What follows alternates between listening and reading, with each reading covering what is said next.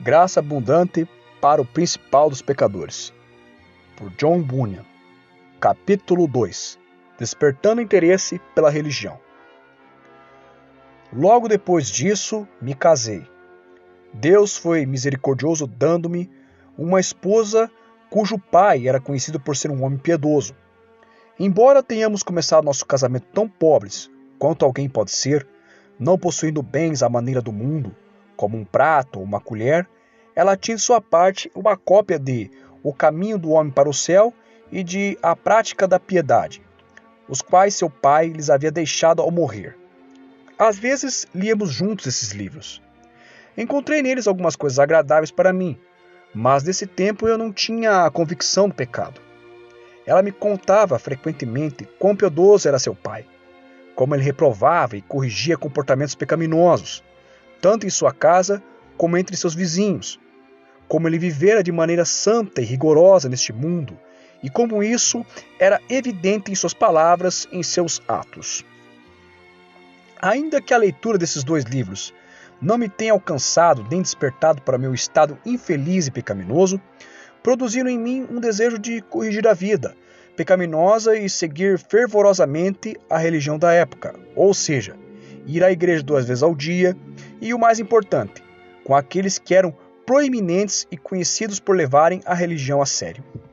Lá eu cantava e acompanhava o culto, tão devotamente quanto os outros o faziam, mas continuava minha vida iníqua. Além disso, estava tão dominado pelo espírito de superstição que adorava tudo com grande devoção: o altar, o sacerdote, o sacristão, a vestimenta, o culto e tudo que pertencesse à igreja. Acreditava que tudo que estava na igreja era santo e considerava o sacerdote, o sacristão, os mais felizes e, sem dúvida, mais abençoados, porque, conforme eu pensava, eram servos de Deus e tinham importância fundamental na realização da obra de Deus e no Santo Templo. Em pouco tempo, essa ilusão se tornou tão forte em mim que somente em ver um sacerdote, embora ele tivesse uma vida sórdida e devassa, eu o reverenciava e me obrigava a ir a ele. De fato, por causa do amor que sentia por eles, acreditando que eles eram ministros de Deus, pensava que poderia me prostrar aos seus pés e deixar-lhes caminhar sobre mim, devido ao efeito inebriante e enfeitiçante que os nomes, as santas vestimentas e a obra deles exerciam sobre mim. Depois de me sentir assim por muito tempo, ocorreu-me outro pensamento, que dizia respeito a sermos ou não descendentes dos israelitas. Descobri nas Escrituras que eles haviam sido o povo escolhido de Deus, e pensei que, se pertencesse a essa raça, minha alma ficaria satisfeita. Tive grande desejo de achar a resposta para essa questão, mas não sabia como procurá-la. Por fim, perguntei a meu pai a respeito disso, e ele me disse que não éramos descendentes de israelitas. Então, despedaçadas todas as minhas esperanças quanto a isso, meu espírito desanimou e fiquei completamente abatido. Em todo esse tempo eu estava inconsciente do perigo e da malignidade do pecado. Fui impedido de considerar que, não importando a religião que seguisse, o pecado me amaldiçoaria, se eu não estivesse em Cristo. Na verdade, nunca pensava nele, nem se ele existia ou não. Assim, o homem, enquanto é cego, vagueia e se fatiga com seu próprio egoísmo, pois não sabe o caminho para a cidade de Deus. No entanto, de todos os sermões que nosso vigário pregou, um dia ele falou sobre o mandamento de guardar o domingo e sobre o mal de quebrá-lo, ou com trabalho, ou com esportes, ou com qualquer outra coisa. Ora, a despeito da minha religião, eu me deleitava em todo tipo de prática pecaminosa. Era especialmente aos domingos que achava conforto e prazer em tais atividades. Por essa razão, minha consciência esteve sob convicção durante aquele sermão. Pensava e acreditava que ele fora pregado com o propósito de mostrar-me meus atos maus. Nessa ocasião, descobri pela primeira vez o que era a culpa. Até onde posso lembrar, eu nunca havia sentido isso antes. Estava tão oprimido pela culpa que, ao terminar o sermão, fui para casa com um fardo pesado sobre o meu espírito. Por um momento, isso serviu para neutralizar a força de meus entretenimentos favoritos e tornar desagradáveis para mim os antigos prazeres. Mas isso não durou muito. Antes mesmo de terminar o jantar, os problemas começaram a desaparecer da minha mente, e meu coração voltou aos caminhos antigos. Oh, quão feliz estava por esse problema haver me deixado, e sua inquietude desaparecido, para que eu pudesse pecar novamente sem restrição.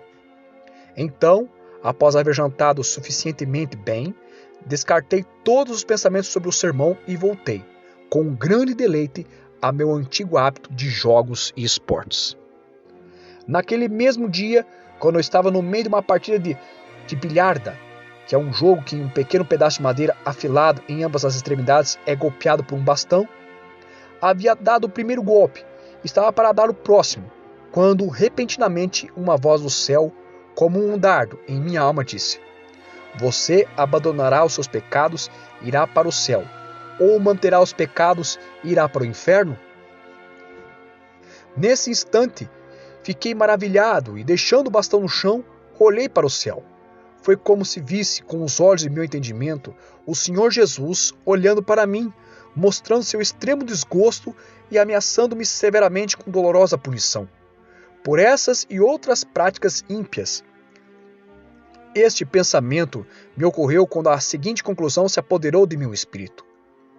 Visto que a interrupção trouxe novamente os meus pecados à tona, de que eu era um grande e horrível pecador, e agora era tarde demais para buscar o céu, pois Cristo não perdoaria a mim, nem as minhas transgressões. Então, comecei a refletir nisto. Enquanto pensava em tal situação e temia que aquilo poderia ser real, senti meu coração cair em desespero, concluindo que era tarde demais. Decidi continuar no pecado, pois pensava: se este é o caso, meu estado certamente é miserável. Miserável se eu deixar os pecados, miserável se eu os seguir. Não há como não ser condenado. E se tem de ser assim, serei amaldiçoado, tanto por muitos pecados como por poucos. Eu estava em pé no meio do jogo, diante de todas aquelas pessoas, mas não lhes disse nada. Tendo chegado a esta conclusão, voltei desesperadamente ao jogo. Pouco antes desse desespero possuir minha alma, eu estava persuadido de que nunca obteria qualquer consolação, exceto a que obteria do pecado. Toda a esperança a respeito do céu desaparecera, de modo que não me permitia pensar nele.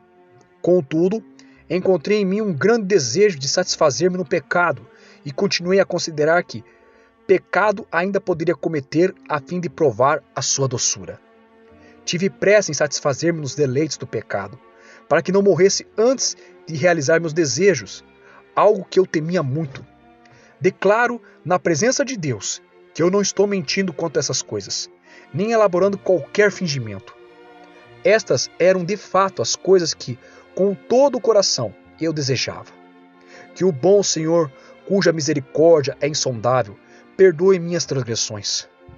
Estou convencido de que esta tentação do diabo para conquistar o espírito com uma disposição de coração cauterizada e uma consciência entorpecida é mais comum entre as pessoas do que a maioria delas está ciente.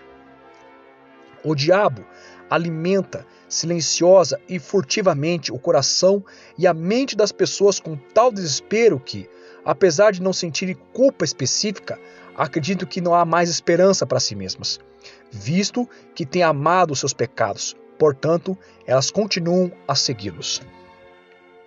Então, continuei no pecado.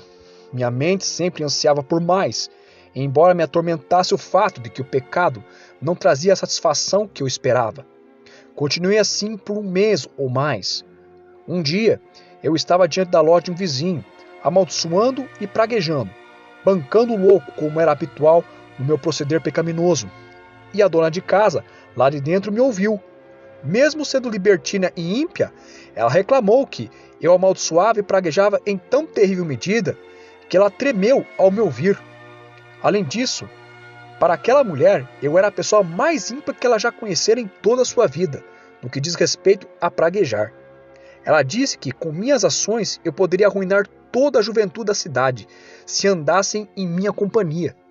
Diante desta repreensão, fiquei quieto, envergonhado em meu coração, e como pensava, diante do Deus do céu. Por essa razão, enquanto permaneci ali, Cabisbaixo devido à vergonha, desejei de todo o meu coração ser uma criancinha novamente, para que meu pai me ensinasse a falar sem blasfemar. Estou tão acostumado a isso, pensei, que é inútil pensar em corrigir o meu falar. Acreditava que isso nunca aconteceria. Mas não sei como aconteceu. Daquele momento em diante, parei de blasfemar, a ponto de eu mesmo ficar grandemente surpreso. Antes, eu não sabia como falar sem que precedesse as minhas palavras com uma praga e as seguisse com outra, a fim de dar-lhes autoridade. Agora, sem blasfemar, eu falava melhor e com mais deleite, como nunca o fizera antes. Em todo este tempo, eu não conhecia Jesus Cristo, nem abandonei meus esportes e jogos.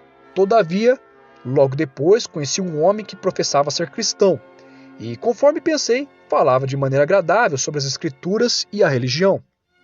Por essa razão, dediquei-me ao estudo de minha Bíblia, tendo começado a desenvolver alguns interesses no que ele dizia e a sentir grande prazer em lê-la, especialmente as partes históricas. Quanto às epístolas de Paulo e outras passagens como estas, eu não as apreciava tanto, uma vez que ainda era ignorante a respeito da corrupção de nossa natureza e da nossa necessidade e dos méritos de Jesus Cristo para nos salvar. Engajado numa reforma exterior, tanto no falar como no viver, coloquei os mandamentos diante de mim como caminho para o céu. Tentei guardar os mandamentos e pensava que o fazia muito bem às vezes, e isso me dava conforto, mas de vez em quando eu quebrava um deles, e assim afligia minha consciência. Então me arrependia e dizia que sentia muito por isso, prometendo a Deus que faria melhor na próxima vez. Era assim que eu me ajudava, pensando que agradava a Deus tanto quanto o fazia qualquer outro homem na Inglaterra. Continuei dessa maneira cerca de 1 ano. Durante esse tempo, nossos vizinhos me consideravam um homem muito piedoso, um homem novo e religioso. E muito se maravilhavam ao ver tão grande e notável mudança em minha vida e conduta. De fato, a mudança era grande, embora eu não conhecesse a Cristo, nem a graça e nem a fé, e nem a esperança, pois, conforme via com clareza, se eu tivesse morrido naquela época, teria perecido no mais temeroso estado. Porém, como digo, meus vizinhos estavam maravilhados com essa grande conversão de profanação prodigiosa para algo semelhante a uma vida moral. E eles tinham razão em maravilhar-se, pois minha conversão foi algo tão formidável como teria sido para um louco o tornar-se um homem sensato. Eles passaram a dirigir-me louvores, expressões de aprovação e falavam bem de mim, estando eu presente ou não. Agora, como eles diziam, eu havia me tornado piedoso, me tornar um homem verdadeiramente honesto, mas quando percebi o que estavam falando e pensando sobre mim, fiquei muito satisfeito. Embora eu não fosse mais que um infeliz hipócrita disfarçado, amava ser comentado como alguém verdadeiramente piedoso. Estava orgulhoso de minha santidade e fazia tudo para ser visto ou bem falado pelos outros. Continuei assim durante 1 ano ou mais.